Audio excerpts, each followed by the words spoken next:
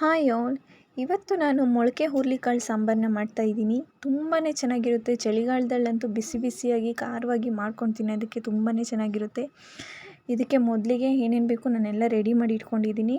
First ಮಸಾಲೆನೇ ರುಬ್ಕೋಬೇಕಾಗುತ್ತೆ. ಮಸಾಲೆಗೆ first tomato ಹಾಕ್ಕೊಂಡು tomato, ಚಕ್ಕೆ ಮತ್ತು ಲವಂಗ,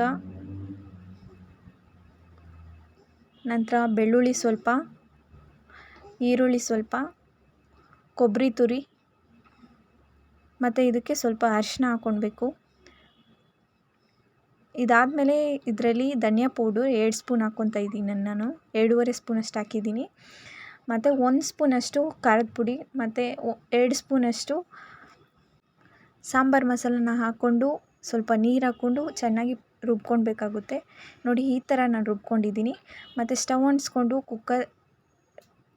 ಕುಕ್ಕರ್ ಇಟ್ಕೊಂಡು ಅದಕ್ಕೆ ಆಯಿಲ್ ಹಾಕಿ ನಂತರ ಅದಕ್ಕೆ ಸಾಸಿವೆ, ಜೀರಿಗೆ ಮತ್ತು ಕರಿಬೇವು, ಈರುಳ್ಳಿನ ಹಾಕ್ಕೊಂಡು ಚೆನ್ನಾಗಿ ಫ್ರೈ ಮಾಡ್ಕೊಳ್ಬೇಕಾಗುತ್ತೆ. ಈರುಳ್ಳಿ ಎಲ್ಲ ಚೆನ್ನಾಗಿ ಫ್ರೈ ಆದಮೇಲೆ ಇದಕ್ಕೆ ಟೊಮೆಟೊನ ಹಾಕ್ಕೊಂಡು ಟೊಮೊಟೊನೂ ಚೆನ್ನಾಗಿ ಫ್ರೈ ಆಗೋ ಥರ ಫ್ರೈ ಮಾಡ್ಕೊಳ್ಳಿ. ಇದಾದಮೇಲೆ ಇದಕ್ಕೆ ನಾವು ಮೊಳಕೆ ಕಟ್ಟಿರುವಂಥ ಮೊಳಕೆ ಕಾಳನ್ನ ಹಾಕಬೇಕಾಗುತ್ತೆ.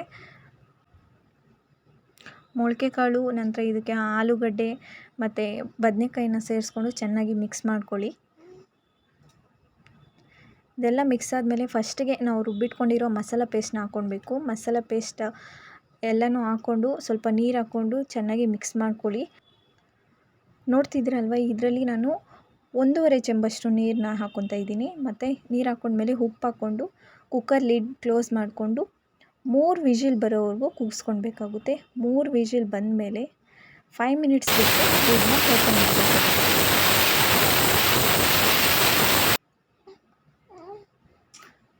ನೋಡಿ 5 ಮಿನಿಟ್ಸ್ ಆದಮೇಲೆ ಓಪನ್ ಮಾಡಿದ್ದೀನಿ. ಹೇಗೆ ಕಾಣಿಸ್ತಿದೆ, ತುಂಬಾ ಚೆನ್ನಾಗಿರುತ್ತೆ. ಬಿಸಿ ಬಿಸಿಯಾಗಿ ಮುದ್ದೆಗೆ, ರೈಸ್ಗೆ, ಚಪಾತಿ ಜೊತೆಗಂತೂ ತುಂಬಾ ಚೆನ್ನಾಗಿರುತ್ತೆ. ಎಲ್ಲರೂ ಟ್ರೈ ಮಾಡಿ ಹೇಗಿದೆ ಅಂತ ಹೇಳಿ.